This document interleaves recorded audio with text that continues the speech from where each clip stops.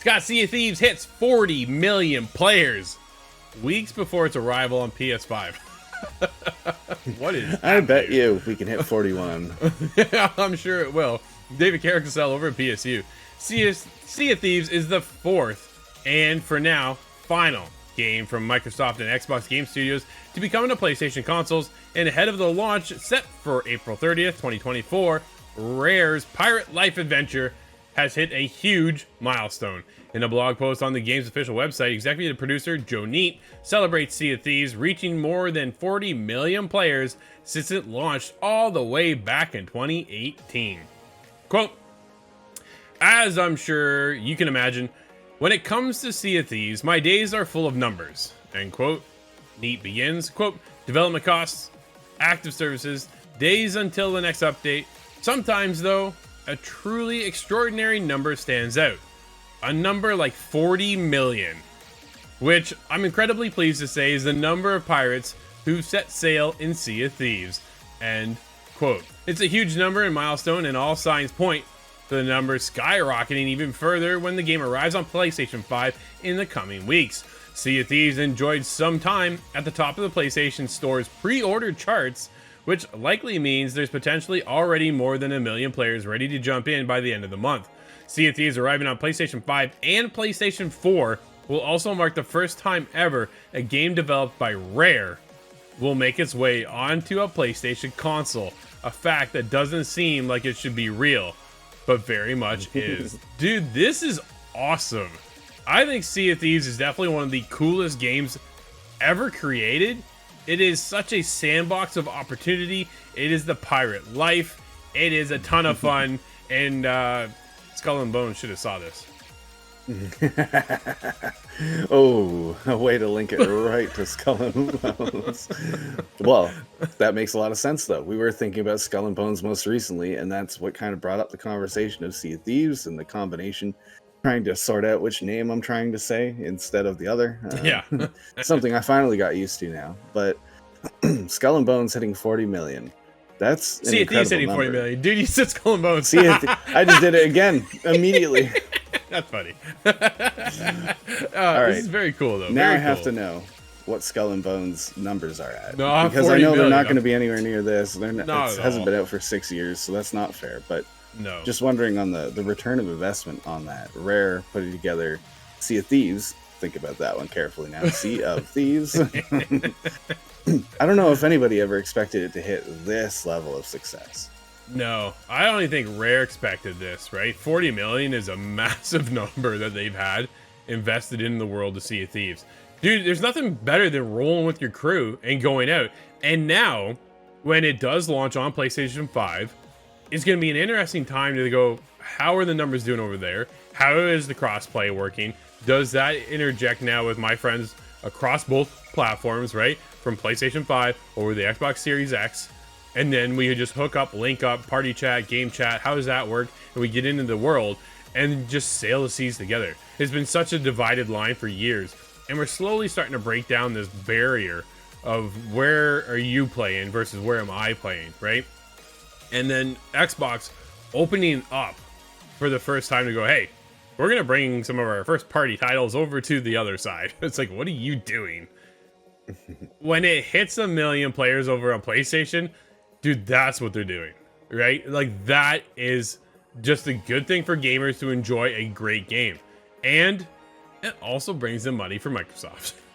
It does seem like a win-win, and I have to wonder what's going on if you're really angry about this. The idea that PlayStation gets access to this game, there are some gatekeepers out there, and it doesn't really make any sense to me, because this might be enough of a spur to justify another DLC, another expansion, more attention put into the game that you love, and I think that's, again, a win for everybody.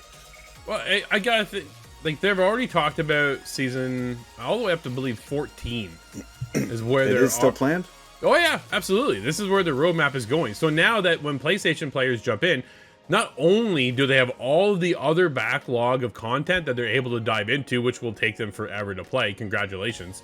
Playing that for the first time, the Jack Sparrow stuff is absolutely incredible. Monkey Island is there. That's a, man, what a blessing in disguise. It's so cool.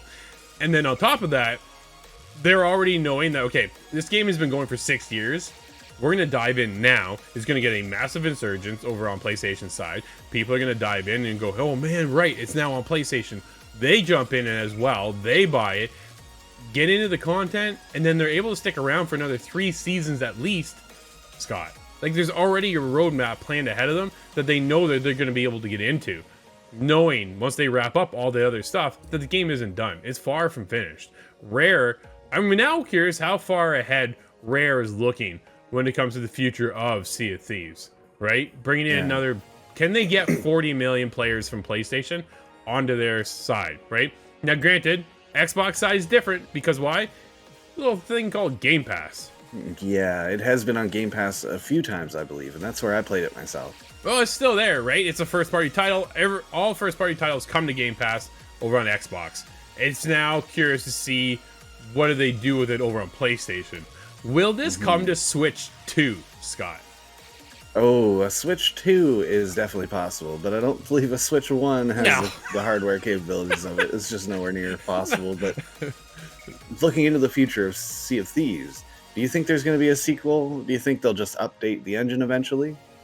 I don't think we'll see a sequel. And it's because they don't want to separate the player base, right? You want to keep... install base is already there.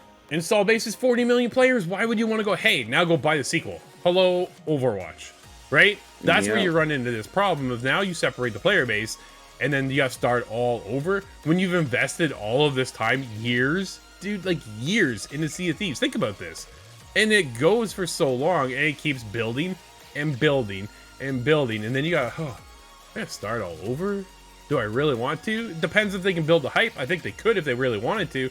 But when you already have a living, breathing world like this, it's better off, I think, to keep your player base engaged and just keep updating and iterating. We see a lot of games, Hunt Showdown, for a prime example.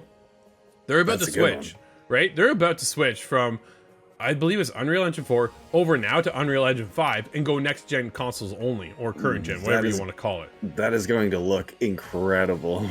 It's going to look insane. It already does look insane, right? Like, it already looks fantastic, but they're about to lose some of their player base. That's the downfall of what they're about to create here and get into.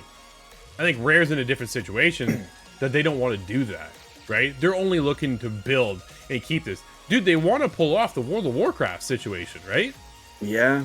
I guess I want to see it get bigger and just better. The idea if we had 8 people on a ship, for example, or if we had multiple crews, but we can kind of align ourselves together and you can do that. And pilot larger ships. I wonder how much can we really, how much can the current model sustain? Sure. Before it starts to feel outdated. Well, okay, so then when they get into the next engine that they use over at Rare, that's when it's going to come into different complications of, okay, well, we have the Galleon, which is our 4-person ship. How do we get bigger? Can we get it bigger and yet still have it run? How far do they keep it going, though, Scott, on the Xbox One? Right? Yeah, that's true. PlayStation 4. Do they make the leap that Crytek's about to do with Hunt and just go, hey, we're on Unreal Engine 5 now, and everybody is on PS4 and Xbox One? Sorry, you're out. Right? Yeah. Like, it's been 4 years now. How long do we wait? How long do we keep the last... The install base is always there as we jump onto the next console, so how long do we really hold on for? Well, okay, so let me ask you this then. We're talking right now about a mid-gen refresh, right? Okay, cool. What happens when we get into the actual next generational Xbox? Does Sea of Thieves get a full overhaul? Or do they just push it over and say, hey, we're carrying everything over?